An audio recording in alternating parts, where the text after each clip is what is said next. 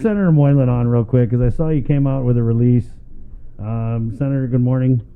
Hi, good morning, Chris. Good morning, Bree. Good morning. We got a couple minutes here, but your release, a lot of people we're talking about, not necessarily your release, but about this news.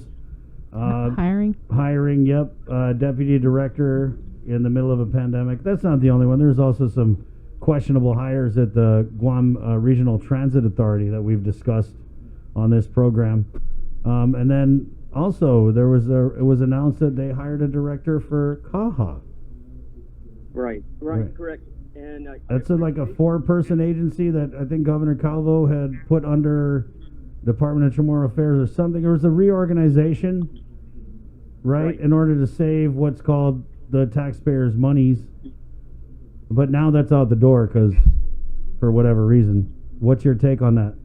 Yeah, that was very concerning, and that's why I brought up this letter and the announcement to bring attention to it and look for solutions. But you're right, and more importantly, I just want to thank all the news folks because this transparency would not happen unless you folks were on it. So I appreciate that because it's difficult for me to get any answers to my letter, but at least it stirs the pot, and we do get some answers through the efforts of you folks. So thank you for that.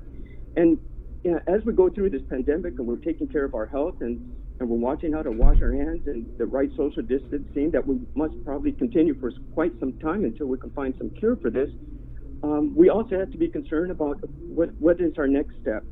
And the next step is what we see at PD when the food lines opened up there and the traffic was back to back because people are still hungry. Right, and we saw this again, or we hear about it again, why people await for their the PUA checks to come out as well from GDOL, and then recently this morning we understand that there's still a time frame even after you enter, and they have up to 20 days, but they'll hope to expedite it. But what that's pointing out is that people are still hungry, and so why in the world are we hiring people directorship positions and deputy directorship positions for non-essential agencies that haven't had that position filled for how long? Yeah, years. Years. What is the sense of urgency there? I'm not sure on the priorities of why this is being done, and it shouldn't be done. And you mentioned the money as well, right? So, okay, you pay them now, but how are we going to continue this payment when we know our tourism numbers are down? Our general fund, the budget for that, the DRT, GRT will be lower, and the employee tax will be lower, and those are the two biggest money for government of Guam to just survive, and it's not going to be there. So why are we prioritizing that? I'm even concerned about the FY20 budget. If we can continue, sure, they're hoping for this federal money to just roll on in, but it's a stop. The airport authority, they have already told us maybe September we can survive till then, but other agencies as well. So why we're doing all this is like saying, I just lost my job. Let's go on vacation. It doesn't make sense, and still we have a budget that was proposed at just over $1 billion. And there's no direction coming from. The only direction I see, thankfully for the media, is that the hiring is not a problem for Adelut, and I can't put my finger on it, and I think it should be rethought out because we had to survive after this pandemic with the finances to provide our government services and allow people to go back to work. And if the government can't perform the basic responsibilities it has to do, then we're in big trouble. And that's why I'd like to put the urgency back to this, right? Yes, let's take care of the health, but yes, please, let's focus on moving our government forward. And how we have to do that is not, well, maybe, Chris, we wouldn't need your help on the magic wand, but it's really important that we think logically, and hiring more people for non-essential is not proper for me. And Any of your Democrat colleagues down there at the legislature feel the same? No. Maybe they do, but I haven't heard them voice it. And I think that's important. And if they want me to voice it for them, hey, you can sign my petition. That's fine. But what petition? if they want me to voice their Oh, concerns, I'll do that. Thought you had another kind of petition going. No. I'll speak up for them, and it's not really to point fingers at all. Yeah, man, Senator, it's really just a bonehead move. I mean, it's really just one of these like WTF out of loop. What are you thinking? Kind of moves. Yeah. Because I totally understand. You owe people political favors, right? You got to fill this deputy position because it hasn't been filled in decades, and you owe somebody, or obviously it's a favor. That's how these positions work. Right. Okay, so I get that. I get it. That's the way it's always been. If a Republican governor wins, it's going to be the same thing as what's happening now. It is. That's the reality of it. They get their people in. But you couldn't wait till after the COVID? Like, that's the thing about it. It's like, who's calling the shots up there? Whose idea was it like, oh, let's go hire this deputy and let's go hire this director and like let them eat it? Who's the director for CAHA? They just appointed one. Do you have the name? Gillette Leon Guerrero. Oh, okay. Yeah, possibly they are qualified for this. I'm not saying that they're not, but again, it's the timing. Why do such a thing now when there's even talks about furloughs? So what are we doing? I mean, Jesus, out of one side of Loop's mouth, they're like, we're going to furlough people if we have to double pay. And the other side, they're like, hey, come and work for us. We'll give you $100,000 a year. Don't worry. Yeah, right on. Hey. Yeah. We'll get you in yesterday. Yeah. So it's discouraging. It's just boneheaded. It's really just boneheaded. Like whoever's directing the policy or the communications or who like says, hey, yeah, that's cool.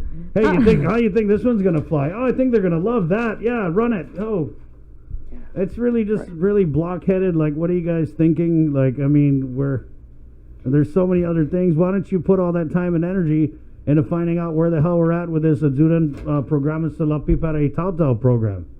Give us an update on that. I don't know.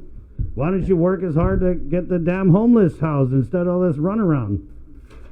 Again, very, very good points, and that's where energy should be focused. Because yes, take care of the health, but just as important is taking care of the economy to pay for what the people need.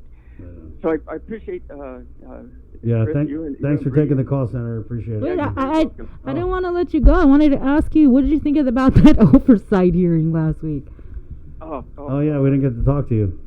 Oh, which one now? One. Come on, Senator. The one oversight hearing where everybody pleaded the fifth. There. Oh, it got my heart rate up, and I wasn't taking a jog. And then why do that to us? Why do that to the senator when you had every opportunity to voice to the public and to the senators? Just be upfront. And if your client is the governor, you are a government employee. Crazy. So therefore, you represent the people of Guam, and that's who we are. That's the elected people are representing the people of Guam. We can talk about this, and we can tell us senators how we can assist you, instead of just telling us senators to be like, you don't have the key to the attorney-client privilege.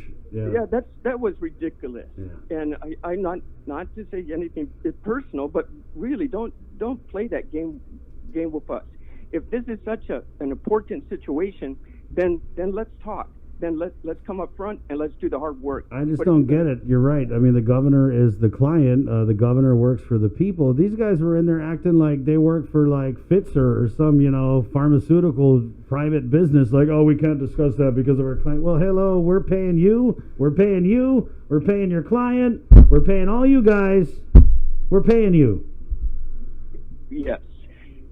And we will continue to do that, and we have to continue to come up with some ideas to make this right.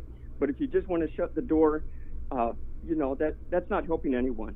And that was very discouraging, and it kind of got me upset a little bit. But, I don't know. Yeah. You guys, I mean, really, yeah. What can we say? So now we just got to move forward. And so I want to bring this point up, and I really want the Guadalupe to give a hard look at the budget that they propose. Now's the time to make those hard decisions, and I think the people of Guam will understand with this situation. And then later, as we build our economy back, then we can focus on growing it. But this is not the time. and we can focus on the essentials that must be done. If you had to realign people, Harvard's got to be, and there were plans before, but I think from Adelup, from the leadership, you would really have the backing of the people of Guam to say, we just have to do something, and this is a good time to do it, instead of just saying, well, I have no idea. Let's leave it up to the legislature. That's not how it works. This is the leadership of the governor. This is the governor who leads the island, and then we, as the policymakers, do our best to enforce that vision by making laws to help support.